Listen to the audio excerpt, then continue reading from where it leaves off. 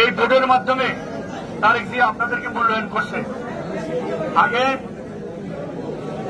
এই word কমিটিগুলো union সভাপতি secretary করত, ইউনিয়নগুলো থানাওয়ালারা করত, থানা সভাপতি সেক্রেটারি করত, আর থানা লক্ষ্যপুরের নেতৃবৃন্দ এই কমিটি নির্বাচিত করত।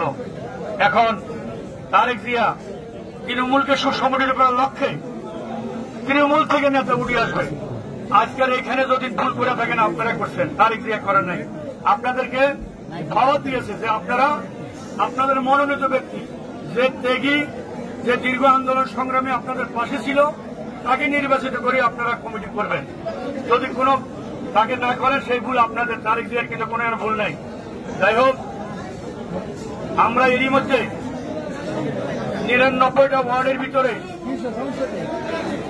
৯৯ নম্বর ওয়ার্ড, এই ওয়ার্ডে মাধ্যমে বিকালবেলা আমাদের একটা ওয়ার্ড নির্বাচিত হবে। এরই মাধ্যমে আমাদের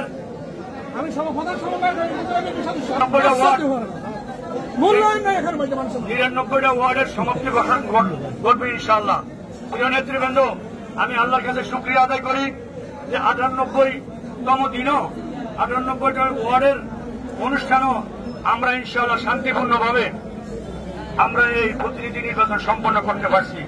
কোথাও রামমন্দির, কোথাও কোনো অপ্রীতিকর ঘটনা, এই জন্য আল্লাহ দরবারে শুকরিয়া আদায় করি এবং আমাদের নেতা কর্মীকে ধন্যবাদ জানাই। বিএনপিতে তৃণমূলের দল, বিএনপি একটা সুসংগঠিত দল, তারা দলের ভিতরে অনেক প্রতিযোগিতা থাকে, প্রতিযোগিতা করে না, তার প্রমাণ আপনারা করে দিয়েছেন।